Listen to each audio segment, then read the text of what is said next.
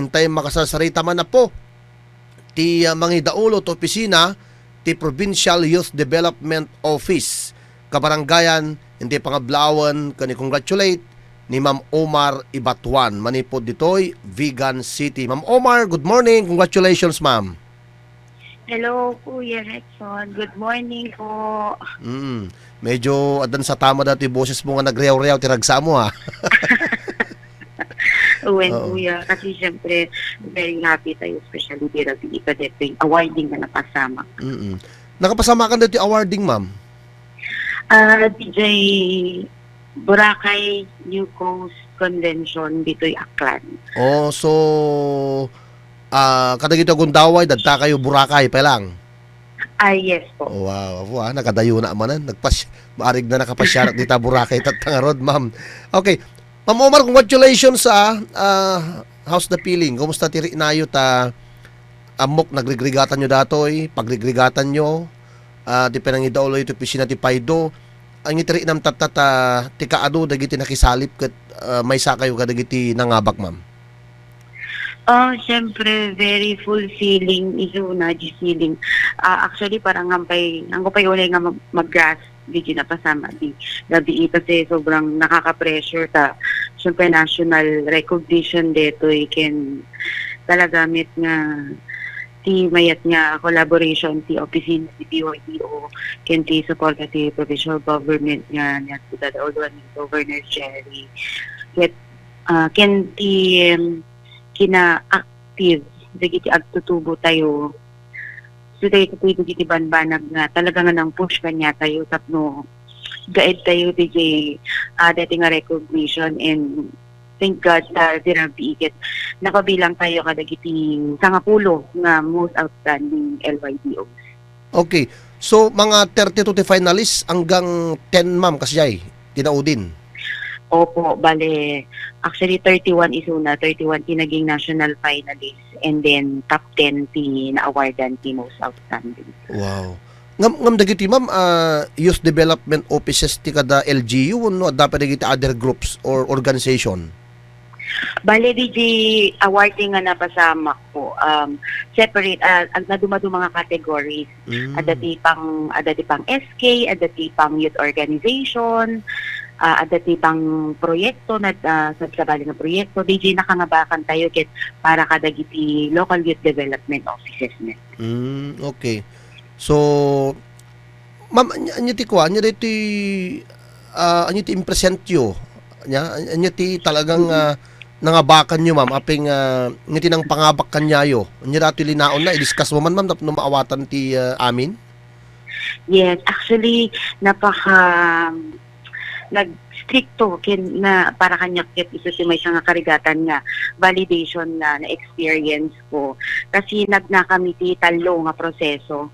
So, di damo is paper screening na kunada nga nag-submit kami dagiti documents tayo tapno may proof iti participation ti youth dito'y probinsya tayo no kasano tayo nga may pakpakita ti transparency ken accountability ken DJ pana participar iti agtutubo tayo di pa Ilocos Sur.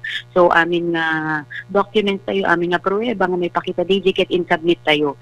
And then after ka DJ ngamin at DJ impact validation na kunada na DJ ket pinawagan da dagiti beneficiaries tayo ken partner offices tayo tapno kitain da no kasano ka impactful dagiti naging partnership tayo ken naging programa tayo para kadagiti agtutubo ken DJ last part na DJ first two nga na mention ko tayo is 70% from our total score. And then DJ, may ka-third na part na is so DJ presentation which is 30% from the total score. Nga in-present tayo, anya tin-submit tayo nga documents, ito tin-present tayo iti panel of judges tayo. Na ikang kamilaeng ti 5 minutes na oras tap no may present. So nga, para kanya ti biggest pressure kasi DJ led tayo in DJ opisina ti PYD nga more than 5 years na masapol mo nga ikasya iti 5 minutes laeng. So para kanya pwede ti nakakaligatan nga proseso part na kasi there's so much to tell. Nakatado tayo mabalintay nga istorya kanya da i-share, ti practices tayo ito sa Ilocos Sur, nagitag tutubo tayo dito sa Ilocos Sur, but you have to concise it into 5 minutes, na tatlo nga mawatan, tatlong mawatan da, makita da ken ma-inspire that istorya tayo dito sa probinsya tayo sa Ilocos Sur. So, yun po. And then luckily, God's willing, naala tayo, may kinapabilang tayo, iti top 10. Kaya syempre, dito nga award kit saan met nga, saan lang nga effort ni PYDO.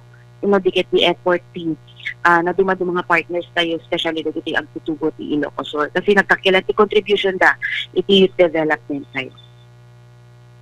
Oo. Okay. Bale, diretso kan ma'am, nationalan, hangkay nga nakisali pa, hangkay nga nasagat ti regional or ano? Answer, bale, amin nga LGUs, dati chance na nga nag-submit iti entries na. So, from those LGUs, nasagat from, aging nga natin nakadanon iti 31 nga finalist. Kado pa nga ng rugyati ma'am nga nagsagana kayo? Di malagi din. Actually, medyo late kami pa nga nakasubmit kasi medyo late ni nga na amuan DJ recognition, submission na. Pero gapo iti lainget ti kakadwa tayo dito PYDO, ti PYDO, na ihabol tayo nga na-submit iti document. So, nagsaat nagmayat ti teamwork hindi opisina tayo kasi ada kanya-kanyang toka, tatlo lang makapag-commit tayo ken ma-submit tayo nga na sa at iti document tayo. So parang ang nangyari sa amin dagiti kakadwa kasi PYD on iso dati nagsaga na dagiti document, this is very crucial dati nga napasamak ni Anika, ni Ram, ni Ralphie, ken ni Carl dagiti kakadwa kasi PYD. And then parang ako na yung naging spokesperson da iti presentation. So sila yung sa documents tapos ako naman sa presentation. Yan syempre, during presentation, adalat na nga bit-bit mi iti puso mi iti buo nga agtutubo ti Ilocos. Oo. Idi gandat yu ti sumali kan deti ma'am, kampante kayo mo't nga ma-appreciar da nga mabaling da kayo ti maysa nga mapili ma'am. Inamnama yu dayjay nga panunot? Actually, ti uneg-uneg ko amok nga ado ti may baga tayo para ti panggit iti Ilocos Sur, ado ti may share tayo nga namamayat ni istorya ti Ilocos Sur. Pero dagiti kakadwa tayo nga LYDOs from different provinces and LGUs, they have equally great stories as well. So very nervous kami, although at our back of our mind, mamnamnama kami lahat kamit. Pero napigsa ti pressure kasi nalalainit sa ti other LYD, especially dati kami nga competition haan nga division sinal nga competition na agi-submit kan, makapasakan, mga bakan guys. Talaga nga sagatin da kayo based on your performance, support ti LGU, ken DJ support net, ken participation ti agtutubo. So, no makita yung ket saan laing may-maysa nga effort dahiti nga talaga. No dikit di collaboration ti na dumaduma nga katao, organisasyon. Yun po. Ma'am, iti impormasyon nyo, damo dati or datin nga pasalip? Bale, dati PYDN Awards. First is una, basta nga tawin. Okay. Pero ini last year, damit lang tikas to, pero parang sa bali nga setup. Idi last year namin base kada DJ na da mag-commit nga kakatuwak na LYDOs is paper screening lang isuna. Nag-submit lang ti documents kasi and then na-awardan po sila. But this time, mas kunada nga rod mas nakaka-pressure this time kaya na-rebigot. Kasi aside from at the paper screening na at the impact validation na candidate na unay presentation. So, da kami nga 31 nga finalists, halos aming kamiket nervyos kasi syempre hantinet mo no anyamit ti kakabilidad ti na dumaduma nga LGUs nga agilinaban kasi closed door po digi presentation, closed door. So hami nga nabuya dagi presentation dagi dadto mga LYDOs. Okay, so mabaling nga dari kitay sleepless nights panagsagana yun ma'am. So at least nya dakkel nga balegi man dayto yan ti probinsya tayo kung ran ti Paido nga dalwan nyo ket ngiti makita yung impact na ma'am ngagsubli para iti youth ditoy syempre youth development kuna tayo anya ti plano yung manang aramidan. Agserbi ka dito nga dakala karit latat at nagtuloy dagiti panunutan yung nga programa para dagtutubo ti probinsya? Mm. Siyempre, sir, isinugsubli kami ita Ilocos Sur. It will be a lot more challenging. Kasi kanya tayo, masapol nga, level up tayo. Antay mabaling na, bumababa. So, kailangan, dagiti serbisyo tayo, iti agtutubo, dagiti programa tayo para kanya da is mas pumimpintas. Kenti makikita nga advantage tayo, kadeti nga recognition tayo is mas maayayo dagiti agtutubo tayo, mas makita da nga genuine iti dinagserbi tayo kanya da nga talaga nga kayat tayo ida nga may madagiti no nyaman dagiti mabaling i-provide ti provincial government na participate da kadagiti gundaway nga mabaling nga pagprosperan da ken pagkasyaatan da. So may sa daytoy nga another step up for us ken namdamain da nga datayo either provincial government is arami dito amin nga kabailan tayo tapno maikanda ti waya or gundaway tapno makita da dagiti nakakanidad nga opportunities para kanya da. Okay. Aside from syempre family yung mangsuporta kada kayo, tibiyang ni Governor Jerry Singson, I think very supportive la tamot kadagiti programa ti Paydo. Ma'am, iti makunayo magkanyada.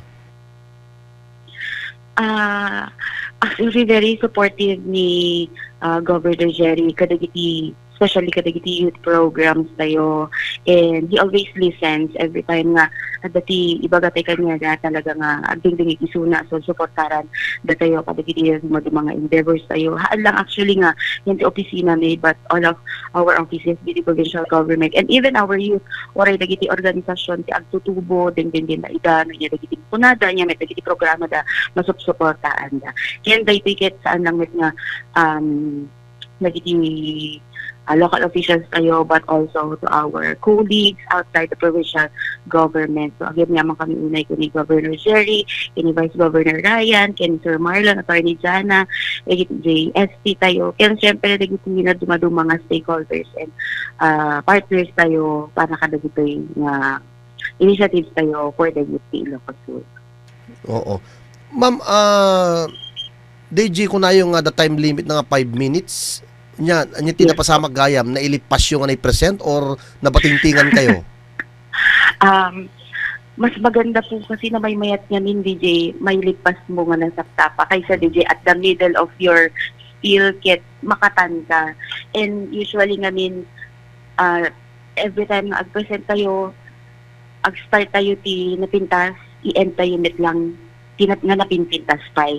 Tapos nagbaling nga memorable DJ panag-present tayo. So actually last minute ket parang as I rehearse DJ kayat ko nga ibaga nagkisay nakpayen ti dagiti ibagak so nga talaga ay prioritize ko DJ banbanag na kayat ko talaga nga may istorya sa dagiti panelist tayo kasi dagiti nga banbanag di talaga nga very unique nga stories ti Ilocos Sur tayo. So I included mga dagiti quotes, speeches from yan ti speeches ni Honorable Vic, PPSK President tayo, Ken DJ, at the speech pa ni Governor Jerry tayo nga, in-include tayo in the presentation. Tapno, makita da nga well-supported iti local youth development office tayo. Aside from that, is naging innovations tayo. Haan lang ingat naging activities, usual activities, but mostly on the innovation. Can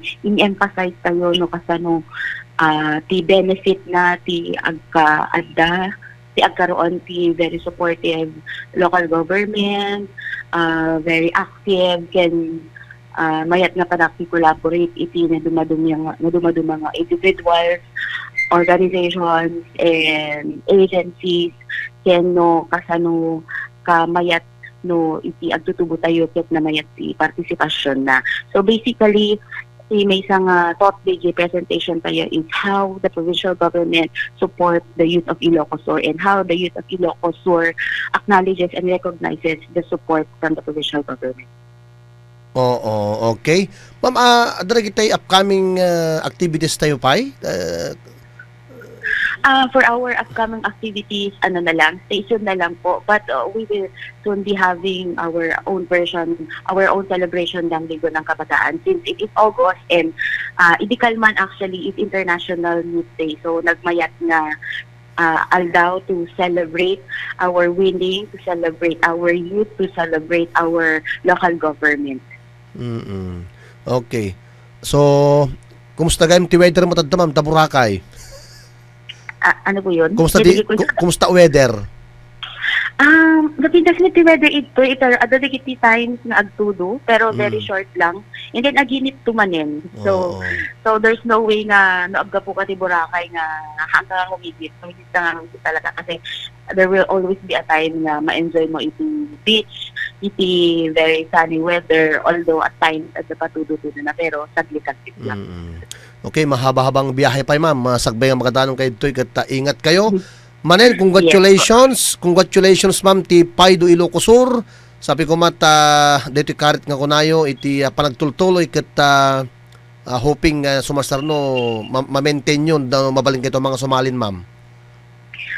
Yes, so actually may isang challenge ni can challenge me for the youth of Ilocos Sur this time is asapay ko matuno sa mga competition like this is adun to ti sumali pa sa probinsya tayo nga Ilocos Sur hanlang SK hanlang youth organization or individuals nga adati na mamayat na or adati innovative ideas na para iti agtutubot ti Ilocos Sur. So hopefully by next year haanlaing nga da kami nga from TYDO di sumali but from other LYDOs as well, from Sangguniang Kabataan as well, and from youth organization as well.